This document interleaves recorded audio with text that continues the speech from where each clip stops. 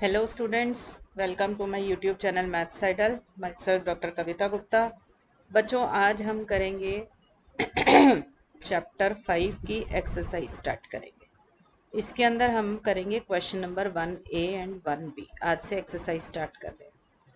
पहले ना आप लोग ये रेड पेन से जो मैंने क्वेश्चन नंबर लिखे हैं ना, ये नोट कर लो। जो बच्चे BSc honours mathematics from Delhi university कर रहे हैं, उनको चैप्टर 5 जो है 10 मिनट की बुक का, उसमें सिर्फ ये वाले क्वेश्चन एक्सरसाइज के करने हैं और कोई नहीं करना। तो इन क्वेश्चंस को नोट कर लो। मैं हर क्लास में एक एक क्वेश्चन आपको करवाती जाऊँ, ठीक है? तो चलिए स्टार्ट करते हैं बेटा। पहला क्वेश्चन है हमारा क्वेश्चन नंबर 1 के काफ़ी सारे पार्ट्स हैं। मैं 2 पार्ट्स करा देती हूँ, दोनों अलग अलग तरीके से कराऊंगी। आपको जो सूटेबल लगे आप वो कर लेना। तो देखिए क्वेश्चन है, determine the solution of each of the following initial value problems. तो ये हमारे को दे रखा है। जब भी कोई क्वेश्चन है तो पहले पहचाने कि इक्वेशन कौन सी है। तो ये कौन सी है? वेव इक्वेशन है। आप वेव इक्वेशन आप होमोजीनियस भी कर चुके हो, नॉन होमोजीनियस भी। तो जरूर देखा करो u t t minus c square u x x के साथ जीरो है या कुछ और नंबर है। अगर कोई फंक्शन एक्स का है तो वो नॉन होमोजीनियस है, और अगर ये जीरो है आपका, सिर्फ u t t minus c square u x x equal to zero है, तो ये होमोजीनियस वेव इक्वेशन है। अगर होमोजीनियस है तो फिर आगे की कंडीशंस देखा करो कि क्या गिवन है। देखो ये दो condition, u x zero equal to zero मतलब initial displacement, and u t x zero equal to one, u t at x comma zero मतलब इनिशियल वेलोसिटी। ये सब आर्टिकल्स में एक्सप्लेन कर चुकी हूँ। अब उनकी एक्सरसाइज के क्वेश्चंस हैं उनके ऊपर बेस्ड। ये क्या है? मेरी इनिशियल वेलोसिटी है।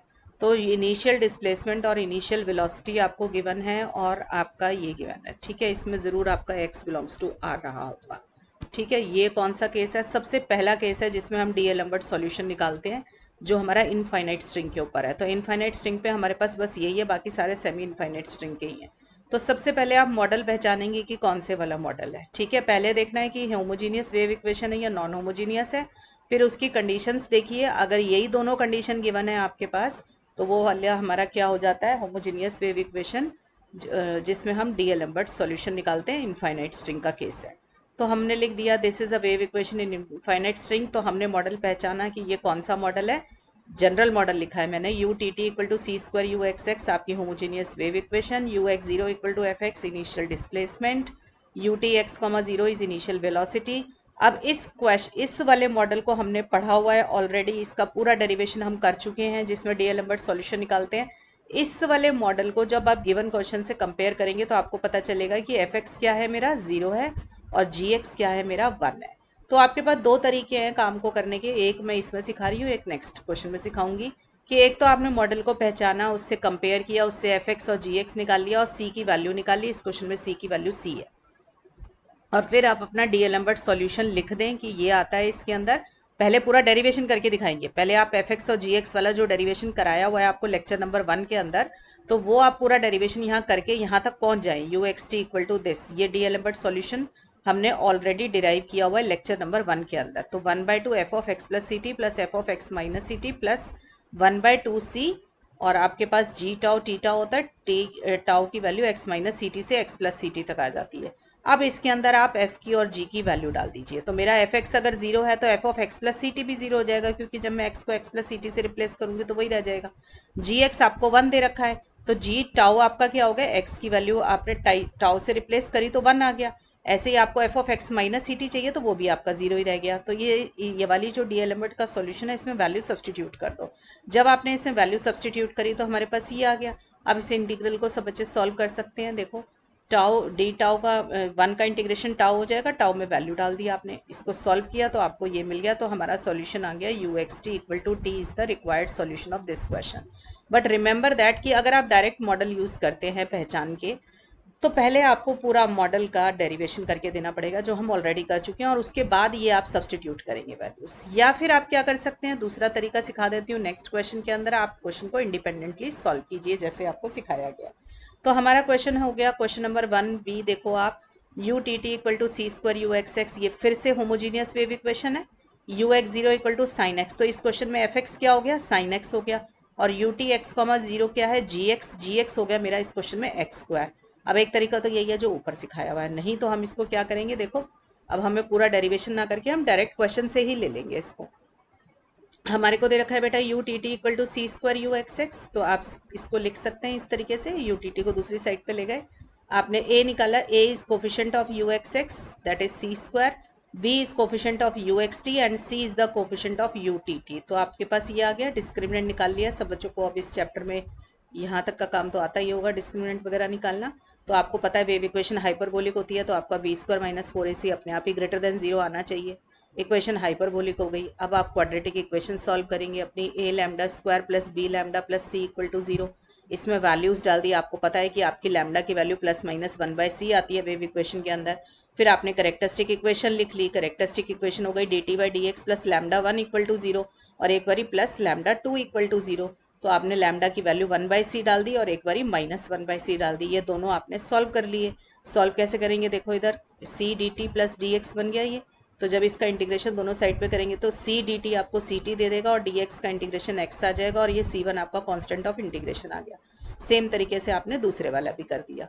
ठीक है, अब आप इस वाली सब्सटीट्यूशन को, आपको पता है कि एक्स टी प्लेन से हम जाई ईटा प्लेन में जाते हैं, तो ये कांस्टेंट ऑफ इंटीग्रेशन को हम पर्टिकुलरली एक को जाई और एक को ईटा मान लेते हैं। तो मैंने x माइनस सी टी वाला जाई ले लिया, x प्लस सी टी वाला ईटा ले लिया। कोई बच्चा इसको रिवर्स भी ले सकता था, कोई x प्लस सी टी को जाई ले लेता तो भी ठीक था। फिर आपको पता है कि आपको वैल्यूज़ डालनी है, यू एक्स एक्स और यू टी टी आपको चाहिए होगा, तो आप उसके फॉर्मूले लिख लें। ये वाला फॉर्मूला बहुत बारी कर चुके हैं आप यू एक्स एक्स का, तो ये फॉर्मूला लिख लेंगे आप इसके अंदर और वैल्यूज़ डालेंगे। तो देखो जाई एक्स क्या होगा, यहाँ पे ये एक्स माइनस सी टी जाई है, तो जाई को विद रिस्पेक्ट टू एक्स करूँगी तो 1 आ जाएगा, जाई को विद रिस्पेक्ट टू टी करूँगी तो माइनस सी आ जाएगा। ऐसे ईटा का विद रिस्पेक्ट टू एक्स और ईटा का विद रिस्पेक्ट टू टी भी निकाल लेना। और ये जो चैप्टर आपने पहले वाला चैप्टर किया उसमें भी यू एक्स एक्स का फॉर्मूला आपने लर्न किया था, तो यू एक्स एक्स का फॉर्मूला लिखा और इसमें वैल्यूज़ डाल दी। ऐसे ही फिर जब ये यू एक्स एक्स का, जहाँ मेरी पेंसिल है, ये यू एक्स एक्स के फॉर्मूले में अगर आप एक्स को टी से रिप्लेस कर देंगे तो आपका यू टी टी का फॉर्मूला बन जाएगा, तो वो ये वाला होगा यू टी टी। ठीक है, तो अब यू टी टी का फॉर्मूला लिखना और इसमें भी वैल्यूज़ डाल देना।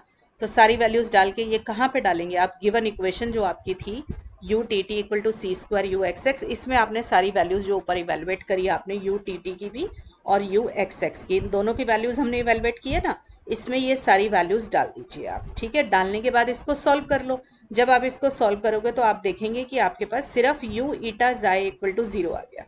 ठीक है, तो you eta xi equal to 0 आ गया, तो इसका क्या मीनिंग हो गया आपका, अब इसको सॉल्व करना है ना, ये हमारी रिड्यूस्ड कैनोनिकल फॉर्म आ गई है। आपको पता भी है कि हाइपरबोलिक के अंदर हमेशा यू ईटा जाई बचता है सेकंड ऑर्डर के अंदर। ठीक है, तो मेरे पास आ गया you eta xi equal to 0 आ गया आपके पास। अब इसको सॉल्व करना है, तो ये मैंने बहुत बारी सॉल्व करना भी सिखाया है आपको, अब तो आप इतना पढ़ चुके हैं ये चैप्टर, तो ये कई बार आ चुकी है टर्म। तो यू ईटा जाई का क्या मतलब होता है कि it is the differentiation of u with respect to eta and xi both. तो ये del square u by del eta xi equal to 0 हो गया। अब इनमें से किसी भी एक को पहले सॉल्व कर लोगे, मैं दोबारा सॉल्व करना सिखा देती हूँ। देखो you eta xi equal to 0, इसका मतलब हुआ del square u by del eta del xi equal to 0। तो अब डेल यू बाय डेल जाई लिख लो और डेल बाय डेल ईटा लिख लो, ऐसे लिख लो मैं इसको। अब आपकी मर्जी है, इसको क्यू मान लो। तो मेरा बन गया del q by del eta equal to 0, where q मैंने किसको मान लिया, डेल यू बाय डेल जाई को मान लिया। ठीक है, अब मेरे पास आ गया बेटा del q by del eta equal to 0। अब इसको इंटीग्रेट करेंगे तो क्यू क्या आ जाएगा, q is equal to 0 del eta plus constant. ठीक है ना, तो मेरा Q इज इक्वल टू, अब ये तो खत्म हो जाएगा क्योंकि 0 इंटीग्रेंड है। अब कांस्टेंट में क्या लूंगी, क्योंकि विद रिस्पेक्ट टू ईटा किया है तो आपका कांस्टेंट होता है जाई। मैंने सिखा रखा है अगर विद रिस्पेक्ट टू ईटा करो तो कांस्टेंट जाई है, विद रिस्पेक्ट टू जाई करोगे तो कांस्टेंट ईटा है। अब Q क्या था मेरा, डेल यू बाय डेल जाई लिया हुआ, ये लिया था ना हमने ऊपर। अब ये लिख दी वैल्यू हमने। अब इसको क्या करेंगे, u निकालना है हमें, तो इंटीग्रेशन ऑफ f जाई हो जाएगा विद रिस्पेक्ट टू जाई। ठीक है, तो u क्या आ जाएगा, अब f जाई का इंटीग्रेशन सपोज कर लो h जाई है, हमने कुछ भी मान लिया, प्लस कांस्टेंट ऑफ इंटीग्रेशन फिर से आ गया आपके पास। अब कांस्टेंट ऑफ इंटीग्रेशन क्या लेंगे, जब विद रिस्पेक्ट टू जाई करते हैं तो कांस्टेंट ऑफ इंटीग्रेशन हमारा क्या आ जाएगा, ईटा की फॉर्म में आ जाएगा। तो सपोज कर लो मैंने कोई भी आर्बिट्ररी फंक्शन जी ईटा ले लिया, तो मेरा इंटीग्रेशन क्या निकल कर आ गया, u is equal to h xi plus g eta. अब आपने जो जाई की वैल्यू ले रखी थी क्वेश्चन में x माइनस सी टी थी शायद, तो वो डाल दी, तो h of x minus c t, और ईटा को आपने x प्लस सी टी लिया हुआ था तो x प्लस सी टी, जिसने जो ले रखा है वो डाल देना। ठीक है, तो ये मेरा सॉल्यूशन निकल आया। तो मैं ये जो आपको एक्सप्लेन किया है दिखा देती हूँ, ये देखो ये सब लिखा हुआ है। अब मैंने पीछे एच जाई और जी ले रखा था, इसने फाई और साई ले रखा है। इट इज़ गुड अगर आप भी 5 साई ले, क्योंकि आपने सारे मॉडल 5 साई से ही पढ़े हुए। तो आपके पास u की ये वैल्यू निकल कर आ गई, इसको इक्वेशन नंबर 1 मान लें। ठीक है बेटा, अब मैं इसके अंदर गिवन कंडीशंस डालूंगी। मेरी कंडीशन है ux0 equal to sine x. इसका मीनिंग क्या होता है, x equal to x, t equal to 0 and u is equal to sine x. तो आप इसमें वैल्यू डाल दीजिए 1 में। देखो u की जगह डाल दिया साइन एक्स और t की जगह डाला 0, तो मेरा बन गया 5x, और इधर भी t की जगह 0 डाला तो बन गया साई एक्स। तो मेरा आ गया equation sine x equal to 5x plus psi x. इसको मैंने इक्वेशन नंबर 2 मान लिया। अब मुझे सेकेंड इनिशियल कंडीशन डालनी है अपनी, u t x comma 0 is equal to g x, जो था आपका एक्स स्क्वायर है। तो इसके लिए पहले मुझे with respect to t differentiate करना पड़ेगा। तो जो मेरी फर्स्ट इक्वेशन आई थी, ये वाली जो हमने अभी अभी निकाली थी, इसको with respect to t differentiate कर लो दोनों साइड पे। तो u का डिफ्रेंशिएशन हो गया यू टी, अब फाई का डिफ्रेंशिएशन हो गया फाई डैश, और ये x माइनस सी टी में भी t दिख रहा है आपको। तो इससे जब इसको डिफ्रेंशिएट करेंगे तो x का 0 और माइनस सी टी का c आ जाएगा, माइनस सी। ऐसे इधर आ जाएगा psi dash x plus c t, और x प्लस सी टी का डिफ्रेंशिएशन करेंगे तो क्या आ जाएगा, c आ जाएगा। ठीक है बेटा, तो मैंने इसका भी डिफ्रेंशिएशन करके यहाँ रख लिया। अब इसमें सेकंड कंडीशन डाल दो, you t x comma 0 is x square, मतलब यू टी की वैल्यू डालेंगे एक्स स्क्वायर, एक्स को एक्स रहने देंगे और टी को 0 डाल देंगे। तो मैंने जब ये डाला तो ये आ गया मेरे पास। अब यहाँ से आपने क्या करना है, इस सी को जो है ना दूसरी वाली साइड पे ले जाइए, तो मेरे पास ये आ जाएगा यहाँ पे। अब आपने इसमें से डैश खत्म करना है, मतलब डेरिवेटिव खत्म करना है। डेरिवेटिव खत्म करने का तरीका एंटी डेरिवेटिव, मतलब इंटीग्रेट कर दो दोनों साइड पे विद रिस्पेक्ट टू एक्स। तो जब मैंने इसको इंटीग्रेट किया विद रिस्पेक्ट टू एक्स, तो ये बन गया माइनस फाई एक्स और ये बन गया साई एक्स, और 1/c एक्स स्क्वायर का इंटीग्रेशन हो गया, तो ये आ गया 1/c x cube by 3 plus के आ गया। तो हमारा ये थर्ड इक्वेशन निकल कर आ गई है। ठीक है, अब मैं क्या करूंगी, सेकंड और थर्ड दोनों को ऐड कर दूंगी, और क्योंकि मुझे क्या करना है, सेकंड इक्वेशन के अंदर 5x प्लस साई एक्स आ गया, यहाँ पे एक तरीके से साई एक्स माइनस 5x आया हुआ है। तो दोनों को आपस में सॉल्व करके 5x और साई एक्स की वैल्यू निकाल लेंगे। तो मैंने ऐड किया दोनों को, तो मेरे को यहाँ से साई एक्स की वैल्यू मिल गई। जब दोनों को माइनस करूंगी तो 5x की मिल जाएगी। ठीक है, तो फिर हमें क्या चाहिए था, हमें तो साई चाहिए था x प्लस सी टी पे, और फाई चाहिए था x माइनस सी टी पे। तो मैंने क्या किया, ये वाली जो इक्वेशन आई है मेरी, जहाँ मेरी पेंसिल है, इसमें x को x प्लस सी टी से रिप्लेस कर दो, तो मेरे पास ये आ जाएगी इक्वेशन नंबर 4। अब आपने क्या करना है, जैसे हमने ये सॉल्व किया था ना, मैंने कहा साई एक्स की वैल्यू निकाल लो, फाई एक्स की निकाल लो। दोनों को माइनस किया था आपने, तो फाई एक्स की वैल्यू ये निकल कर आ गई। इसमें अब x को x माइनस सी टी से रिप्लेस कर दीजिए, क्योंकि मैंने फाई के साथ x माइनस सी टी लिया है। किसी बच्चे ने प्लस सी टी ले रखा हो तो प्लस सी टी से रिप्लेस करना। तो हमारे पास ये वाली इक्वेशन आ गई। अब ये दोनों की दोनों अपनी ओरिजिनल इक्वेशन में डाल देंगे। हमारी इक्वेशन कौन सी थी, u x t is equal to phi of x minus c t plus psi of x plus c t. तो उसके अंदर आपने ये सारी वैल्यूज जो अभी अभी ऊपर इवेलुएट करी हैं वो डाल दी। अब जो कुछ भी आपके पास आया इसको आपस में सॉल्व कर लेना बेटा।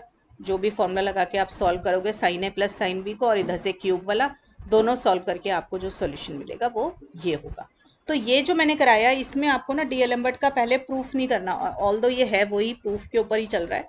आपको क्या करना है, इसके अंदर मैंने जैसे जैसे प्रूफ कराया था ना, मैंने यहाँ पे वैसे एफ एक्स की और जी एक्स की वैल्यूज ही डाल दी। ठीक है, तो डायरेक्ट अपना आंसर आ गया। तो कोई बच्चा अगर मॉडल से करना चाहता है तो पहले पूरा मॉडल डिराइव करके फिर एफ एक्स और जी एक्स की और सी की वैल्यू डालेगा, और या फिर इंडिपेंडेंटली कर सकते हो। तो जैसे ये क्वेश्चन कराया है ये करवा दिया।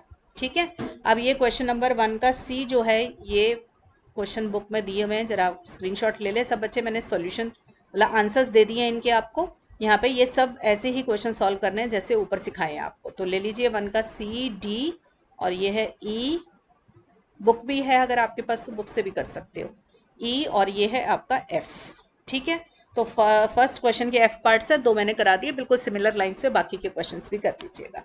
नेक्स्ट क्लास में मिलते हैं, क्वेश्चन नंबर 2 करेंगे। ठीक है, टिल देन बच्चों पढ़ाई करते रहें, ऑल द बेस्ट।